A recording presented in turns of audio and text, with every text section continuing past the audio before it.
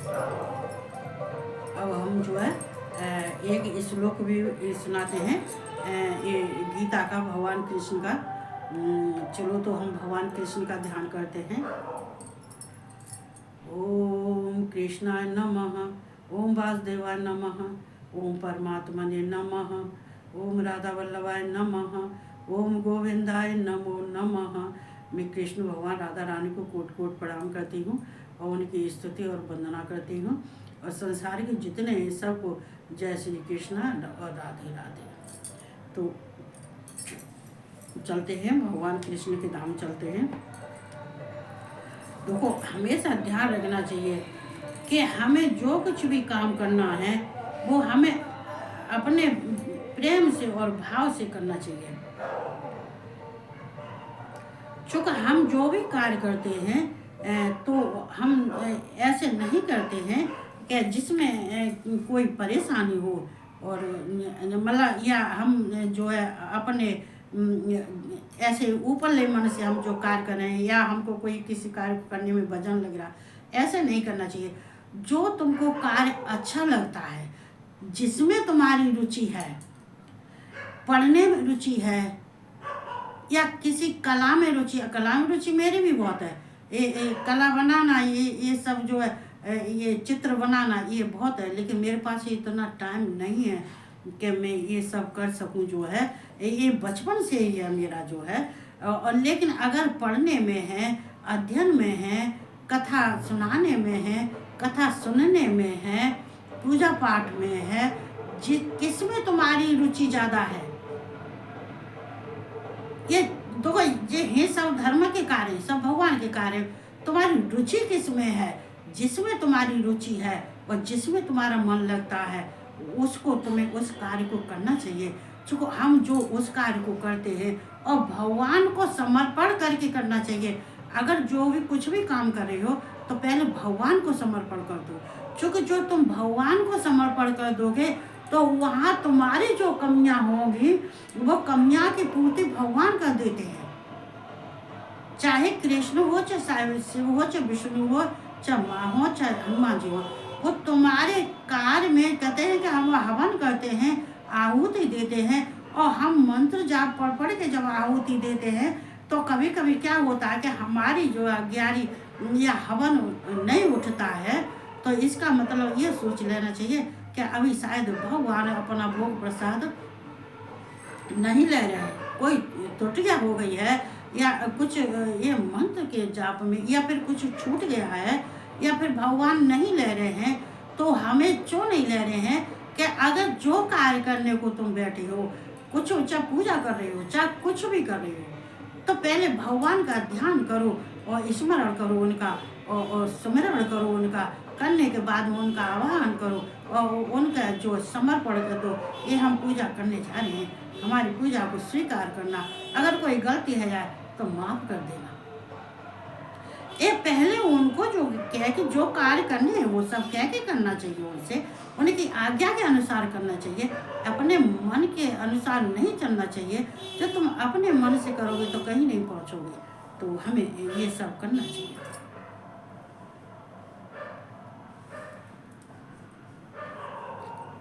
तो वो हमें ये ध्यान तो नहीं है, पर चलो ये सुना देते हैं।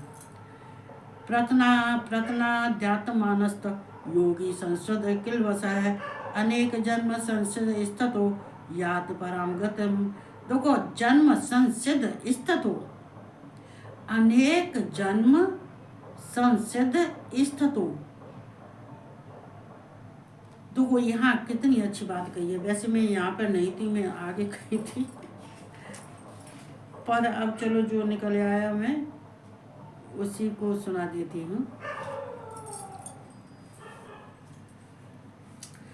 तो यहाँ पे कृष्ण अर्जुन से कह रहे हैं, परंतु प्रयत्न पूर्वक अभ्यास करने वाला योगी तो पिछले अनेक जन्मों के संस्कार बल से इसी जन्म में संसिद्ध होकर संपूर्ण पापों से रहित हो, फिर तत्काल ही परम गति को प्राप्त हो जाता है।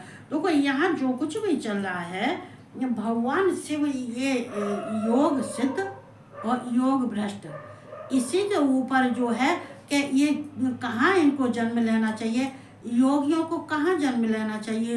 योग भ्रष्ट, देखो योग भ्रष्ट का मतलब ये नहीं है कि वो भ्रष्ट है, भ्रष्ट का मतलब नहीं है, मतलब हाँ योग तो करते हैं, योगी हैं, महात्मा हैं, योगी जन हैं, धर्म का कार्य करते हैं, लेकिन उनको सिद्धि प्राप्त नहीं है। सिद्धि प्राप्त करने के लिए बहुत मेहनत और बहुत परिश्रम करना पड़ता है। मतलब ये तो जो है, जो योगी होते ये तो परिवार में गृहस्थ धर्म में भी ये धर्म में रहते, गृहस्थ धर्म के में रहने वाले हैं।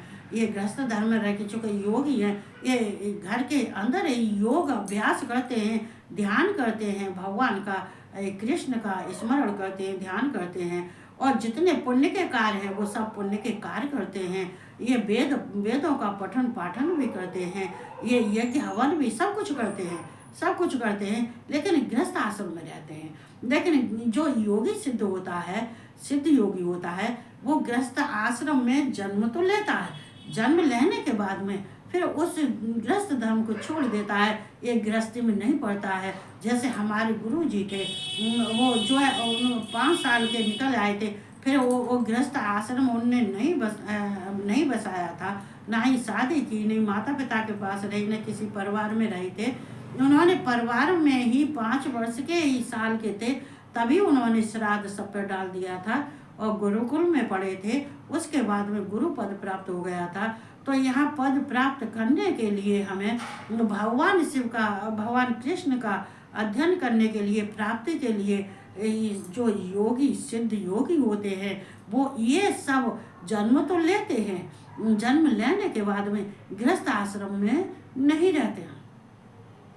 ये संत महात्मा होते हैं, ये योगी होते हैं, सिद्ध योगी होते हैं। और ये जो योगी होते हैं, ये भ्रष्ट का मतलब ये नहीं है जो योगी भ्रष्ट, क्या वो भ्रष्ट है? भ्रष्ट नहीं है, वो कहते हैं वो गृहस्थ धर्म में रहते हैं। और जैसे कि हम भी गृहस्थ धर्म में रहते हैं, जो कुछ भी करते हैं गृहस्थ धर्म में रह के ही हम सब, गृहस्थ आश्रम में रह के ही हम सब कुछ कर रहे हैं। भगवान के लिए जो कुछ भी कर रहे हैं या संसार के लिए जो भी ये प्रार्थना करते हैं, जो कुछ भी करते हैं, हम रहते हैं गृहस्थ आश्रम में। तो यहाँ भगवान शिव कह रहे हैं, कृष्ण कह रहे हैं, ये प्रत्न आध्यात्म मानस तो योगी संशुद्ध किलवस है। किलवस है मतलब संशुद्ध का मतलब होता है वो किलवस का होता है ये पाप, ये सब पाप जो संशुद्ध माले सब जब पाप उसके धुल जाते हैं तो उसको योगी कहते हैं। और उसको सिद्ध योगी उसको कहते हैं जिसके सारे पाप संशुद्ध किलवस है, उसके सारे पाप धुल जाते हैं। किलवस माने पाप ही है, संशुद्ध माने शुद्ध।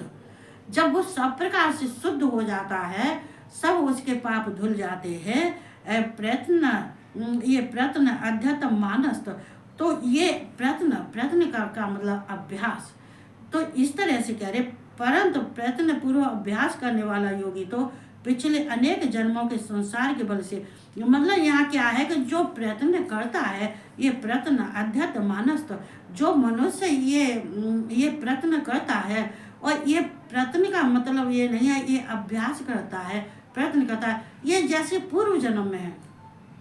भगवान कृष्ण का कहने का मतलब है जैसे कि जन्म से, जब मान लीजिए कोई ऐसा होता है कि ये जन्म से योगी रहा है, ये जन्म से पुण्य के कार्य किए हैं, सारे धर्म के कार्य किए हैं, तो ये सारे पुण्य के कार्य करते करते, योग अभ्यास करते करते, ये जो हर एक जन्म में योग अभ्यास करता आता है, लेकिन जो आखिरी जन्म होता है उसका, तो वो सारे अभ्यास करते पूर्व जन्म से अभ्यास करता आ रहा है, और वो अभ्यास करते करते उसके सारे पाप धुल जाते हैं, सारे संसिद्ध किलवस है, सब पापों से निवृत्ति हो जाती है, सब पाप धुल जाते हैं, तो वो योगी होता है। तो योगी तो पिछले अनेक जन्मों के संस्कार के बल, जो अनेक जन्म हुए हैं, पिछले अनेक जन्म हुए हैं, उनके संस्कारों से, उनके पुण्य से, उनके धर्म कार्य करने से, तप जप करने से, कृष्ण का ध्यान मनन करने से,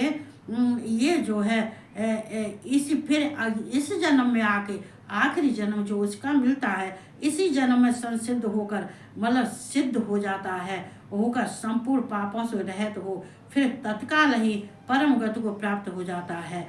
अनेक जन्म संसिद्ध, अनेक जन्म मतलब अनेकों जन्म संशुद्ध किलवश है। सारे जब पाप शुद्ध हो जाते हैं, प्रयत्न मन अभ्यास से जब मनुष्य जब अभ्यास करता है और अभ्यास करने से सारे पाप धुल जाते हैं उसका, तो वो योगी हो जाता है। लेकिन ये ऐसे नहीं होता है, एक जन्म में नहीं होता है। कृष्ण कहते हैं अर्जुन, एक जन्म में नहीं होता है, अनेक अनेक जन्म संसिद्ध स्थित हो। अनेक जन्म, जब अनेकों जन्मों से वो इस सिद्धि प्राप्त करता चला आता है, ये भगवान कृष्ण का ध्यान करता रहता है। जो ये चार जो है साधन, ये चार साधन होते हैं, ये ज्ञान योग और भक्ति योग और ध्यान योग और कर्म योग। तो ये चार हैं, ये चार हमें कृष्ण तक पहुंचाने के लिए होते हैं। इन चार साधनों द्वारा ही हम कृष्ण तक पहुंच सकते हैं। हम परम धाम, हमें उनका लोक, परम धाम, श्रेष्ठ धाम हमें उन्हें मिल सकता, तब हमें मिल सकता है।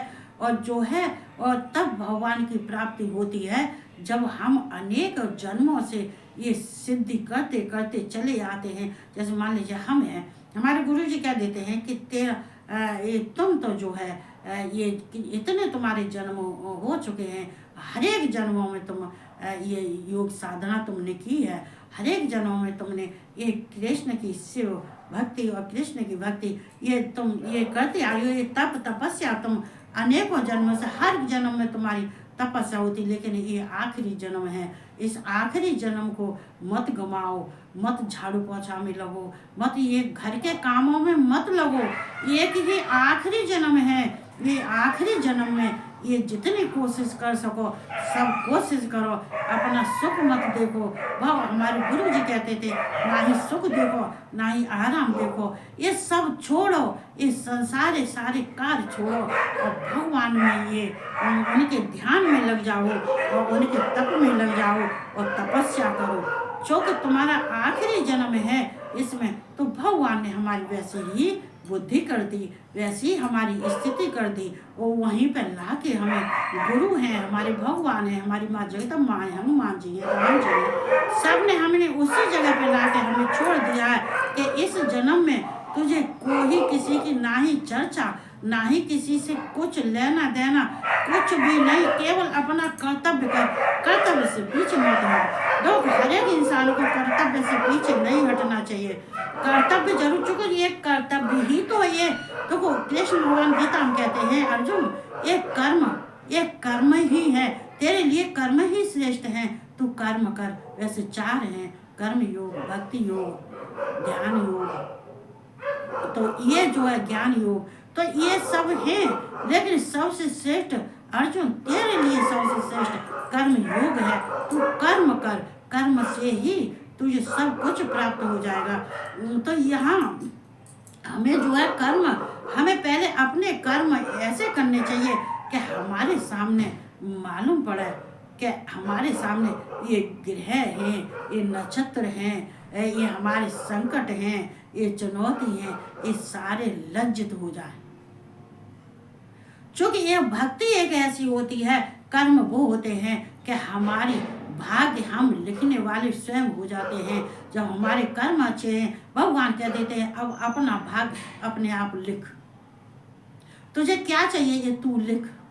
अब हम नहीं लिखेंगे, क्यों नहीं लिखेंगे, तू यहाँ तक आ गई है कि तूने सब कुछ पार कर लिया, सब नदियाँ पार कर ली, सब भवसागर पार कर लिए, सब आदि तूफानों से भी टकरा ली, तू सब कुछ हो गया और तू पार निकल गई। अब तेरे पास में कर्म लिख, अपने भाग्य को लिखने के वाली, भाग्य लिखने वाली तू ही है। तो यहाँ कर्म ही है, कहते हैं संसिद्ध, वो सारे जन्मों की सिद्धि करते करते अनेक जन्मों से संसिद्ध, अनेक जन्म संसिद्ध स्थित हो, अनेक जन्मों से हम सिद्धि करते करते यहाँ तक आखिरी जन्म में आ जाते हैं। यात पराम गतिम, तो ये हमारे आखिरी जन्म में हमारी गति हो जाती है। गति का मतलब क्या है, गति किसको कहते हैं, ये परम मन, परम धाम, परम धाम गति, हमें भगवान का धाम, ये भगवान की प्राप्ति हो जाती है। परम मन भगवान कहते हैं, भगवान को कहते हैं, कृष्ण को कहते हैं, परम ब्रह्म परमात्मा ये कहते हैं। और गति हमारी ये हमें कहते हैं कि हमें स्वर्ग लोक मिल जाता है, हमारी गति हो जाती है, हमें गोलोक मिल जाता है, हमें गोधाम मिल जाता है, हमें भगवान की प्राप्ति हो जाती है। हम भगवान को प्राप्त हम कर लेते हैं जब सारे हम जन्मों में सिद्ध हो जाते हैं। तो हर एक मनुष्य को ये सोचना चाहिए, ऐसे हाथ पे हाथ धर के नहीं बैठना चाहिए। हाथ पे हाथ धर के बैठने का कार्य नहीं है। 1 मिनट, 1 सेकंड, 1 दिन बहुत बहुत ये अनमोल है, इसका कोई मोल नहीं है। इसको गमाना, जो इसको गमा देता है उसको जन्म जन्म पछताना पड़ता है। एक जन्म नहीं, अनेकों जन्म उसको भोगने पड़ते हैं और पछताना पड़ता है। तब कहते हैं ये भगवान, हमने ऐसा पिछले जन्म में क्या किया जो हमको इतने कष्ट मिल रहे हैं। अरे हाँ भैया, तुमने किया, जो किया है वही तो अगले जन्म में काटोगे। जो फल बोओगे वही तो काटोगे, जो फसल बोओगे वही फसल तो काटोगे। ऐसे नहीं है कि तुमने गेहूं बोए और जौ की तमन्ना करो कि हम जौ काट रहे हैं, ऐसा नहीं होता है। जो तुमने गेहूं बोए तो गेहूं काटोगे, जौ बोए तो जौ काटोगे। तो जो तुमने बोया है वही तो काटोगे। तो इसके लिए आदमी को सचेत रहना चाहिए और इस संसार में आने के बाद में भ्रमित नहीं होना चाहिए। वो 3 त्रिशूल की, 3 मुख की जो हमने कल बात की थी, ये भय और क्रोध और अहंकार, इन तीनों को दूर भगा दो। डंडे मार मार इन तीनों को डंडे मार मार के दूर भगा दो। इनको पास मत आने दो, निगेटिव लोगों को पास मत आने दो और ऐसे व्यक्तियों को पास में आना जो निगेटिव है, अहंकारी हैं और क्रोधी हैं, इनको अपने पास मत आने दो। बिल्कुल भी दूर हो जाओ, बिल्कुल दूर हो जाओ, दूर होके निकलो। गली भी, अगर गली में भी कोई है तो उस गली को ही छोड़ दो। तो हमें ये सब हमें अपने ऊपर है, जो तुम कैसे करना चाहते हो, कैसे रहना चाहते हो। तो बस इतना ही बोलूँगी मैं। वो सबको सब आराम से रहो, आनंद से रहो, मस्त रहो और सबको जय श्री कृष्णा, राधे राधे और सबको गुड नाइट।